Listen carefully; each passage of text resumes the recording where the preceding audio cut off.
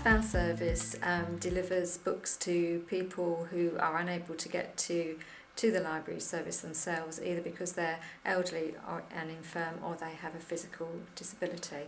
So the staff will take books specific to their requirements, their likes and dislikes. I think there's about 300 people that it visits, and that includes homes, and about 150 to 190 different routes that they take.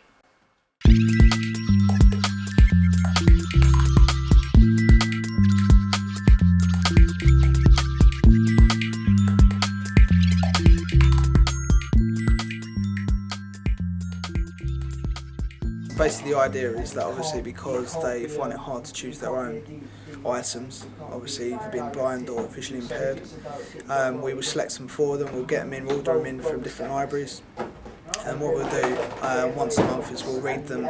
We'll get in a group of maybe 4 or 6 of the people that attend the group, and what we'll do is we'll read the blurbs of the spoken words to each of them, and they get to choose which one they want, and they normally take about 6 home each. It just helps them out because it means obviously they haven't got to worry about coming into the library and sort of hassling people, which is basically what they think. Even though they're not hassling people, they actually feel like they are. So with this, it makes it more comfortable for them. Once a month we meet for the listening club, which is different from the book club, because David sorts out tapes, cassettes, discs, whatever, and then we go through them each month and we choose which ones we want.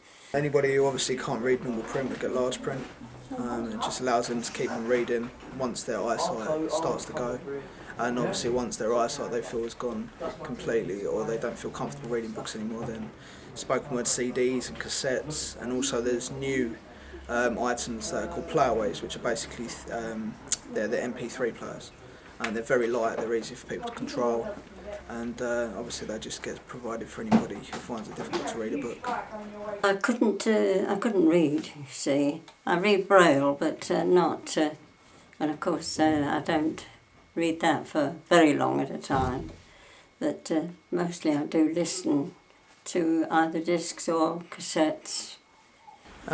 Spoken word and large print are the 2 biggest things that we offer to people who have got disabilities, obviously the visual sort of disabilities. Written by many of the popular authors, Chris Ryan for example, and this is a CD collection and there's 9 different CDs in there, so they're very useful for people who are unable to read the printed word anymore.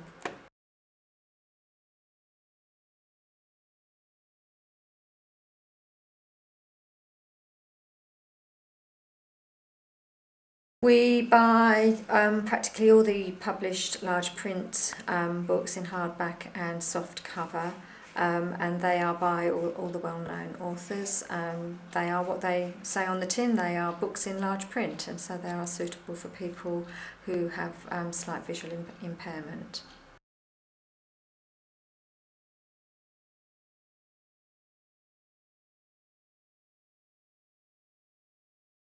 But David will always get the book, if possible, for us, or the author. So it's just there, and we just make use of it all the time. I do, especially because I've been to this particular branch for some years now. If they want to reserve a particular item, obviously then we'll obviously reserve it for them, and we'll get it over for them. So we just want to make it easier for them whenever they come down.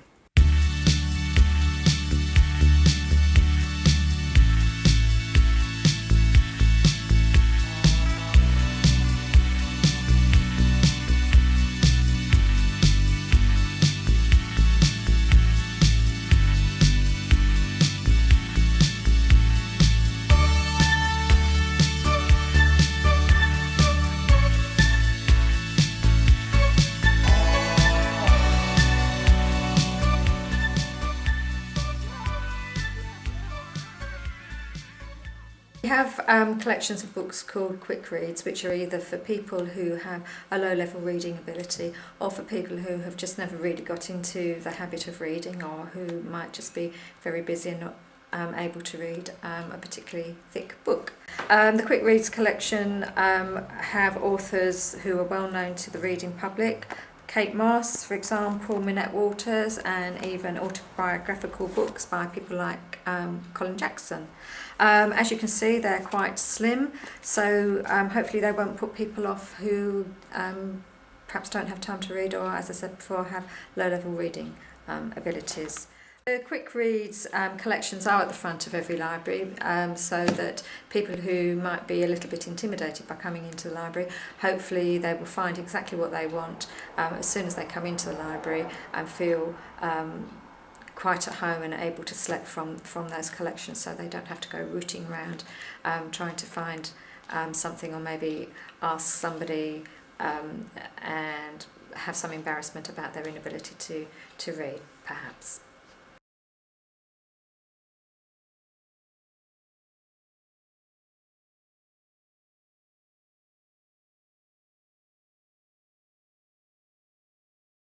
There are other types of books by particular publishers like Barrington Stoke who publish on off-white paper with bigger spaces between the lines, and they are particularly helpful to people who suffer with dyslexia.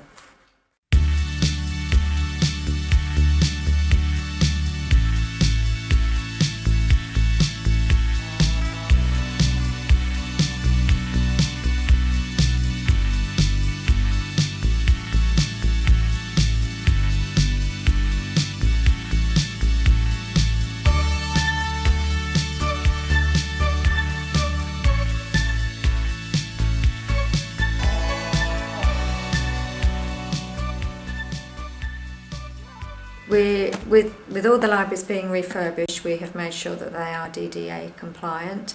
Our libraries which have first floors now all have lift access, so that our customers can get up to the services on the other floors. They're all suitable for wheelchair access. There's enough room for them to get in through the automatic doors. There's enough room for them to get round the shelves, and we're just in discussion with the RNIB to update our software for people with visual impairment to be able to use our public network computers.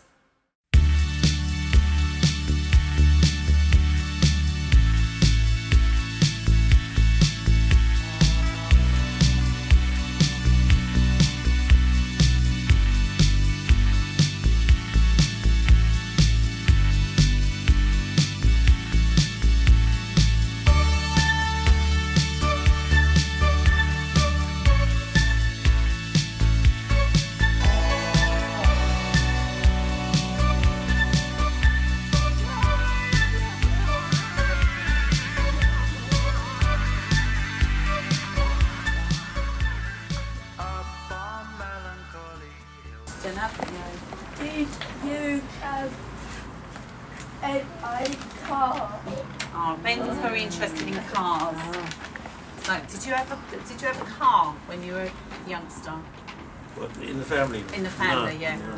No cars. We did, with a Volkswagen minibus, because we were a big family.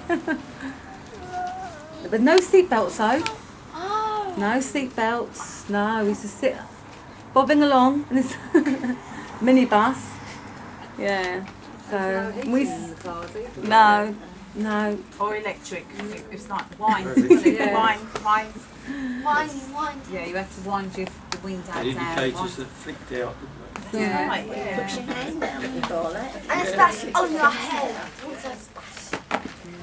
Yeah, so the cars have changed a lot, Ben, to what we've got nowadays.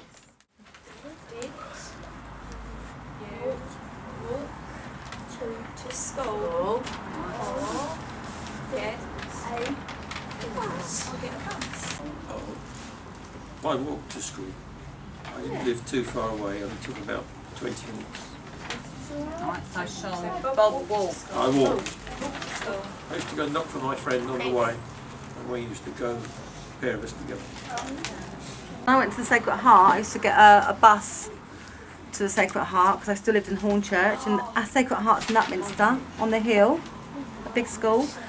And if I walked, I could get to buy a sweet with my bus fare. Sometimes I'd do that, or I'd get a bus. What's that? Well, I won't go into that.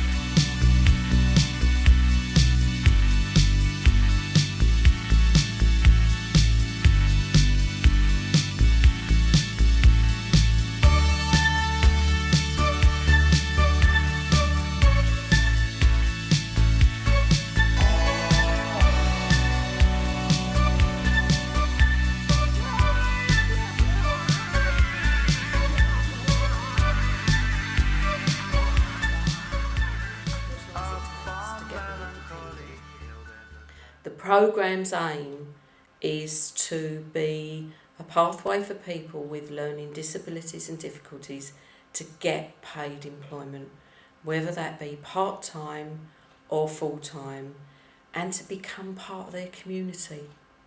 They have that right. It's been really great for us.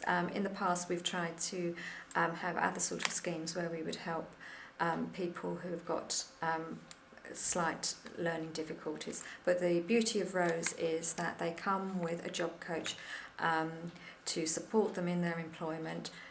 It supports the person, and it also supports the team within the library, the staff, until the person is ready to take on that job role alone, and that it is paid employment, it is proper work, and they work very successfully both for the client and for the library staff. When we first spoke to the borough concerning employment, one of the discussions we had was the libraries, because we felt this was a really good place that youngsters could be included in the community, the libraries obviously being a community base. And that has worked very well. The borough have been really instrumental in placing at least 6, in fact I think it might be 8 now, clients into work. Takes commitment from the staff of the libraries and the borough to enter into a project like this or a programme like this, as supported employment is a fairly new concept in this borough. And so to take that on board as a new concept was a gamble to start with, but I think it's proven to be of benefit to both sides. For us, because it's given us paid employment, and for the libraries, because something new has really worked for them.